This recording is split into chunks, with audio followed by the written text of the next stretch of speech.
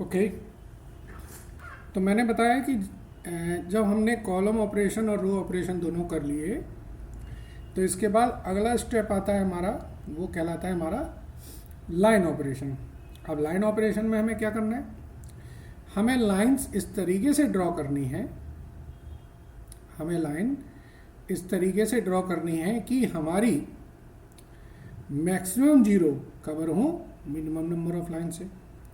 तो एक लाइन तो बिल्कुल आंख बंद करके ये ड्रॉ कर दें, गौर से देखेंगे आपके 5 जीरो कवर हो गए इसके अंदर।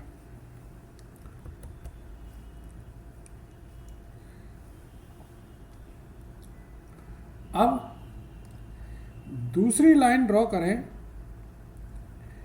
ये इसमें आपके 3 जीरो कवर हो गए।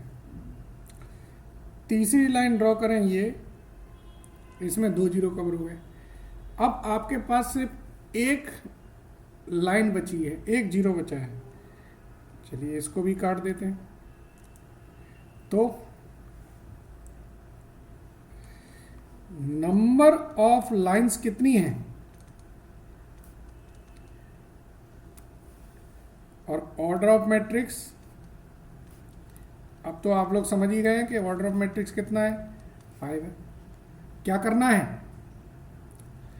अब फॉलो करेंगे हम स्टेप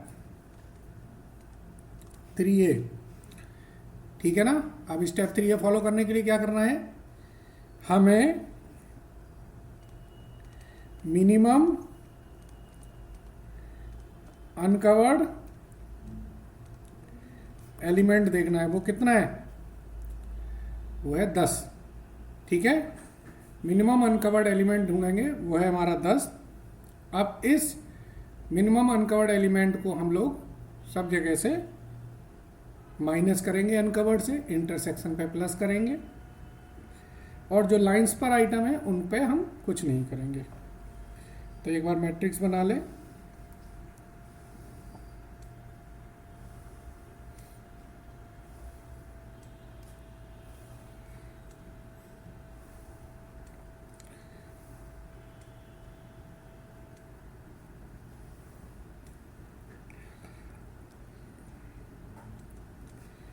मैंने बताया लाइंस, जो आइटम लाइन पर हैं उनको कुछ नहीं करेंगे, इंटरसेक्शन पे हम प्लस कर देंगे। जो अनकवर्ड हैं उनको हम माइनस कर देंगे। लाइन वाले आइटमों पे कुछ नहीं करेंगे, इंटरसेक्शन पे हम प्लस कर देंगे। जो अनकवर्ड हैं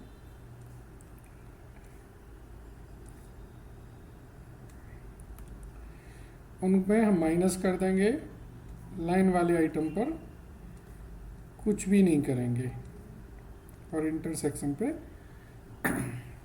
प्लस कर देंगे। अब देखेंगे हम यहाँ पर, फिर से लाइन ड्रॉ करके देखें। मैक्सिमम लाइन, मैक्सिमम जीरो आ रहे हैं हमारे, एक लाइन तो ये ड्रॉ कर रहे हैं, दूसरी लाइन हमने ये ड्रॉ करी, ठीक है ना। तीसरी लाइन हमने ये ड्रॉ करी, चौथी लाइन हमने ये ड्रॉ करी। देखिए अभी भी एक जीरो बचा हुआ है, अभी भी एक जीरो बचा हुआ है। अब इस जीरो को कवर करने के लिए हमें एक लाइन तो डालनी पड़ेगी ना, चाहे ऐसे डाल दीजिए और चाहे ऐसे डाल दीजिए, कैसे भी डाल दीजिए, उससे क्या फर्क पड़ता है, ठीक है। अब हम देखेंगे number of lines is equal to 5, order of matrix is equal to 5। तो number of line is equal to क्या है, order of matrix. Number of line आपके ऑर्डर ऑफ मैट्रिक्स के बराबर हो गया। Optimal assignment can be made optimal assignment किया जा सकता है। चलिए करते हैं ऑप्टिमल असाइनमेंट। इसके लिए क्या करना होता है, बिल्कुल सही, दोबारा से मैट्रिक्स कॉपी कर लें।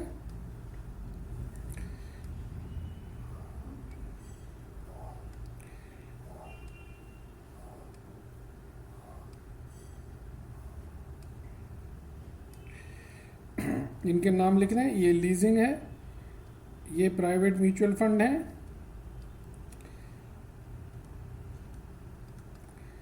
ये स्वैप एंड ऑप्शन है और ये डमी है। ये मंडे है, ये ट्यूसडे, वेनसडे, थर्सडे और ये फ्राइडे। इस मैट्रिक्स को कॉपी कर लें जो हमारा आया था, जहाँ पर हमारी लाइंस ऑर्डर के बराबर आई थी।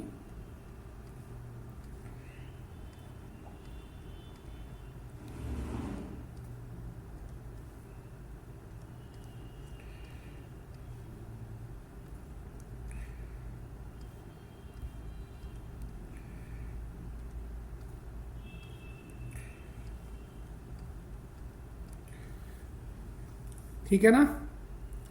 अब हमें क्या करना है, बिल्कुल सही स्टेप 4 लगाना है।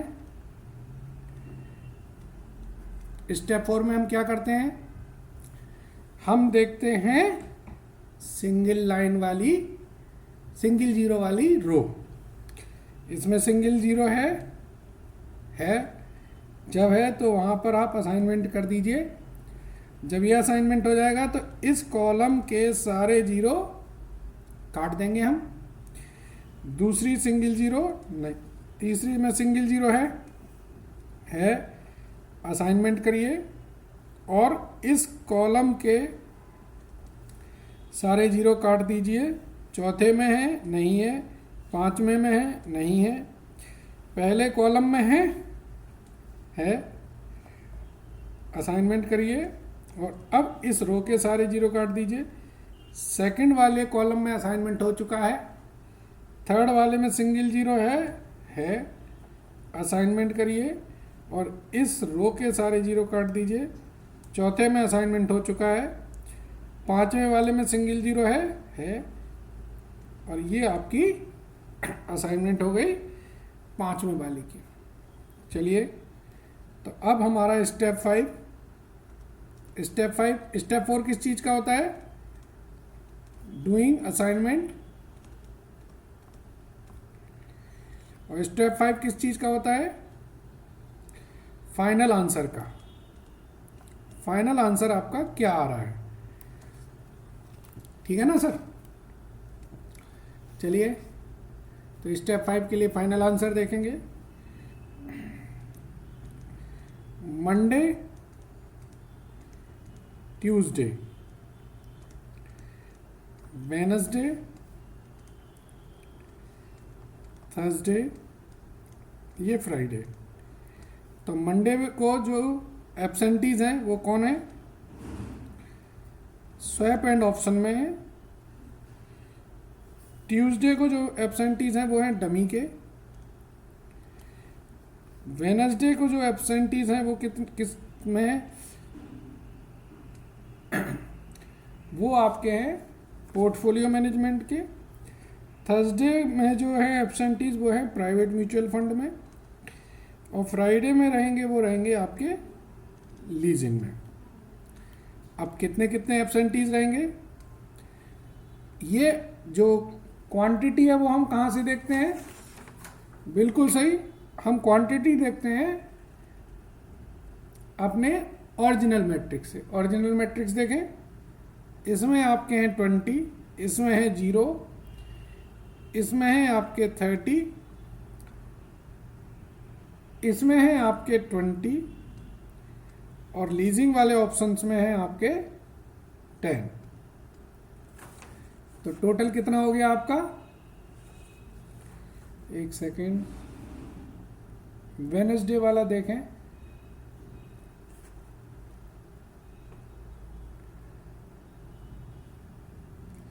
ये 20 है, मैंने गलत लिख लिया इसको,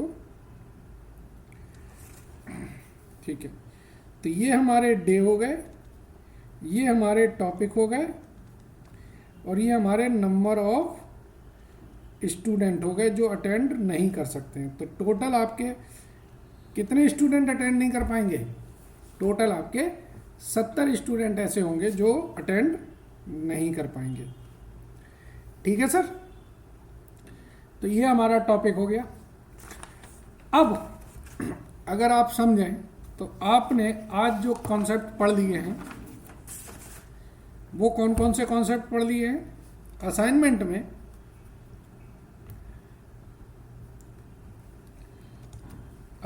में हम लोगों ने सिंपल असाइनमेंट पढ़ा, प्रॉब्लम थी हमारी P1।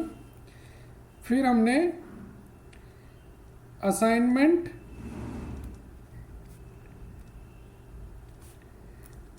विद इम्प्रूवमेंट पढ़ा,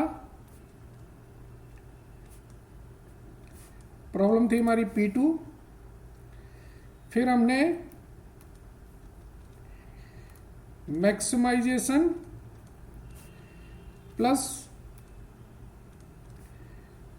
मल्टीपल सॉल्यूशन केस पढ़ा, प्रॉब्लम थी हमारी P3। और लास्ट जो प्रॉब्लम पढ़ी हमने वो पढ़ी अनबैलेंस्ड प्रॉब्लम, ये हमारी हो गई P5। इसके बाद जो टॉपिक बचते हैं वो छोटे छोटे से टॉपिक हैं, जैसे एक है आपकी प्रोहिबिटेड असाइनमेंट।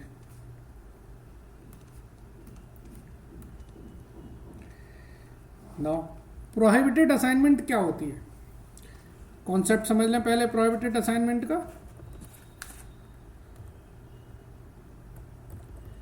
ये लिखा है prohibited assignment. Prohibited assignment are the cell where no assignment is to be made, hence we put a very large value m or infinity for the prohibited cell. Concept क्या है कि prohibited cell में, prohibited assignment में आपको एक particular cell दे दी जाएगी और बता दी जाएगा कि यहाँ पर असाइनमेंट नहीं करना है। तो हम लोग अपने, जो मैं करूँगा, मैं उस जगह एस्ट्रिक लगा दूंगा। एस्ट्रिक से मतलब यह है कि ये हमारे लिए इस सेल को कंसीडर नहीं करना है।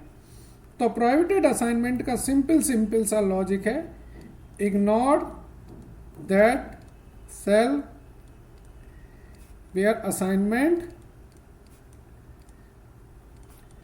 Is not to be made. Concept समझिए। अगर आपके ऑफिस में है और आपके बॉस का लड़का काम कर रहा है आपके साथ में, तो आपके बॉस के लड़के ने, जब बॉस ने बोल दिया इसे कोई काम नहीं दिया जाएगा, तो इसका मतलब क्या है भैया? वो तो बॉस का लड़का है, उसे तो काम देने नहीं है, तो उस वर्कर को आप अपने साथ कंसीडर ही ना करें कि वो वर्कर है भी, वो काम किसी और से करा लें। ठीक है ना? तो इग्नोर दैट सेल, या हम लोगों को कॉन्सेप्ट दे दिया जाएगा कि भैया ये वाला बंदा ये काम नहीं कर सकता, लिमिटेशन है, हर बंदा हर काम में परफेक्ट नहीं हो सकता। तो हम वहाँ पर एक एस्ट्रिक लगा देंगे कि भैया ये वाली सेल, मतलब ये असाइनमेंट नहीं हो सकती है। जब वो बंदा कॉम्पिटेंट ही नहीं है तो असाइनमेंट कैसे हो सकती है? ठीक है। इसके बाद हमारे पास जो टॉपिक्स आते हैं वो समझ लीजिए, ये बहुत ही इम्पोर्टेंट चीज़ है। अभी तक आपने देखा होगा आपको मैट्रिक्स क्वेश्चन में दिए रहते हैं, तो आपने मैट्रिक्स उठाया, उस पर रो ऑपरेशन किया, कॉलम ऑपरेशन किया और देखा कि लाइन ऑपरेशन किया। फिर देखते हैं कि भाई लाइन ऑर्डर ऑफ मैट्रिक्स के बराबर है कि नहीं है, और फिर असाइनमेंट करते हैं। लेकिन अब जो प्रॉब्लम्स होंगी उनमें क्या है, नाउ अब जो प्रॉब्लम्स आएंगी वहां पर मैट्रिक्स नहीं दिए रहेंगे। अब आपको मैट्रिक्स नहीं दिए जाएंगे, यू हैव टू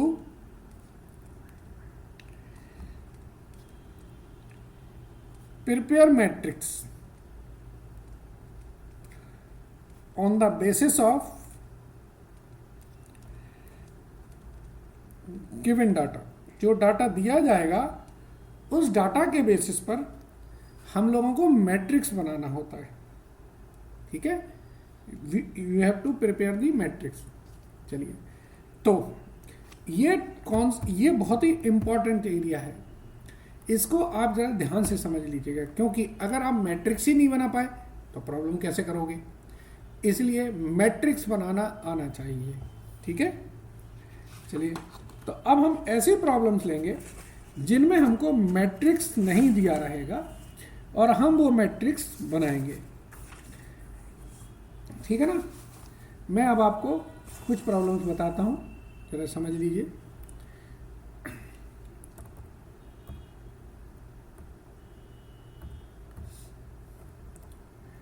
आप लोग P6 प्रॉब्लम पढ़ेंगे।